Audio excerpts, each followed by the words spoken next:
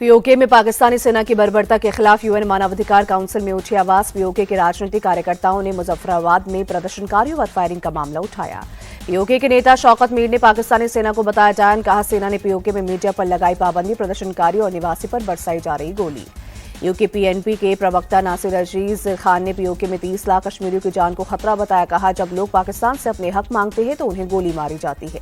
PoK में विरोध प्रदर्शन से बौखलाई पाकिस्तानी सेना। मुजफ्फराबाद से सामने आई शांतिपूर्ण प्रदर्शन कर रहे लोगों पर फायरिंग की तस्वीरें। पाकिस्तानी सेना की फायरिंग में 4 प्रदर्शनकारियों की मौत, 100 से ज्यादा लोग हुए घायल, जबकि 6 की हालत गंभीर। कई लोग बताए जा रहे हैं लापता।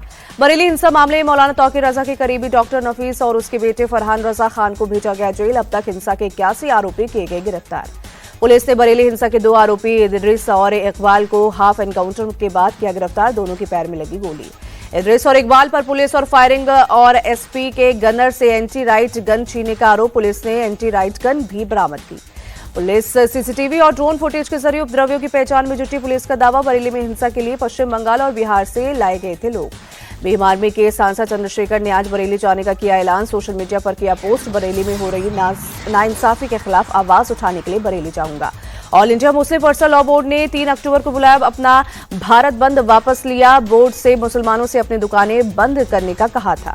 देश आज मना रहा है बुराई पर अच्छाई की जीत का त्योहार, विजयदशमी। पीएम मोदी आज शाम 5 बजे दिल्ली के आईपी एक्सटेंशन के रावण दहन में होंगे शामिल। राष्ट्रपति द्रौपदी मुर्मू शाम 6 बजे श्री धार्मिक लीला कमेटी के रावण दहन में होंगे शामिल। उपराष्ट्रपति सीपी राधाकृष्णन लवकुश रामलीला कमेटी के रावण दहन में रहेंगे मौजूद।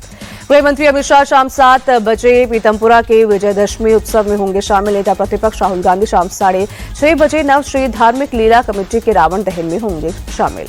गुजरात के भुज में आज जवानों के साथ रक्षा मंत्री राजनाथ सिंह मनाएंगे विजयदशमी। जवानों के साथ सशस्त्र पूजा में करेंगे।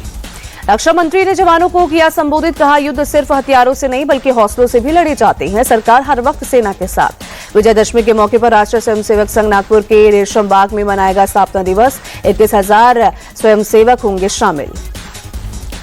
संघ के विजयदशमी उत्सव में पूर्व राष्ट्रपति रामनाथ कोविंद बतौर मुख्य अतिथि होंगे शामिल। देश विदेश की बड़ी हस्तियां समारोह में रहेंगी मौजूद। राजस्थान की कोटा में अब तक का सबसे ऊंचा 221 फीट का रावण बनाया गया। रावण का आधुनिक तकनीक से किया जाएगा दहन। करीब 13.5 टन है पुतले का वजन। हिमाचल प्रदेश में कुल्लू दशहरे के धूमधाम से हुई शुरुआत। देवी हिंडरबा की शोभा यात्रा पहुंची कुल्लू। हजारों की संख्या में लोग यात्रा में शामिल।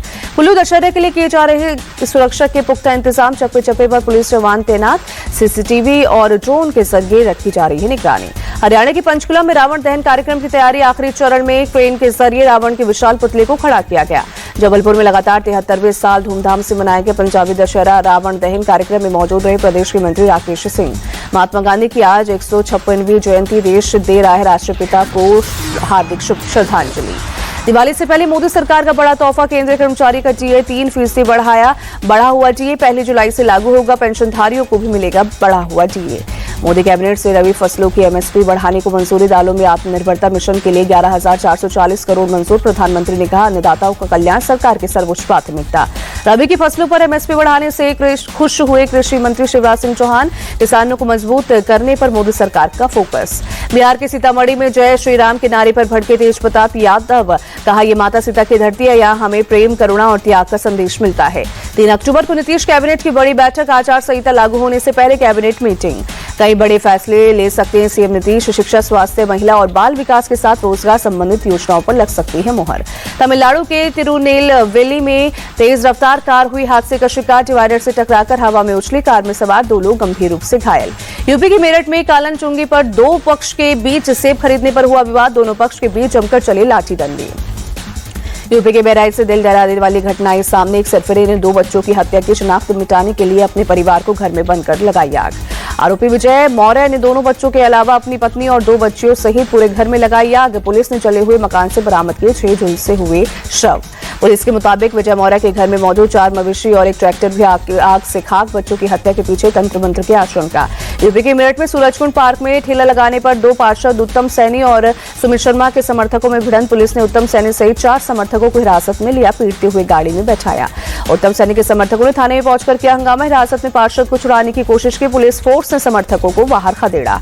गुरुग्राम के सेक्टर 69 में अवैध इमारत तोड़ने पहुंचे नगर निगम अधिकारियों से भिड़े कांग्रेस के नेता राजेश यादव। ड्यूटी मजिस्ट्रेट और नोडल अधिकारी को कहा सुपारीबाज। नोडल अधिकारी ने राजेश यादव को दी जेल भेजने की चेतावनी। पुलिस ने राजेश यादव को हिरासत में लिया।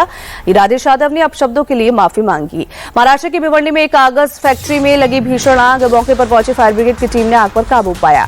भारी मात्रा में कागज होने की वजह से तेजी से फैली आग से किसी जान के खतरा नहीं।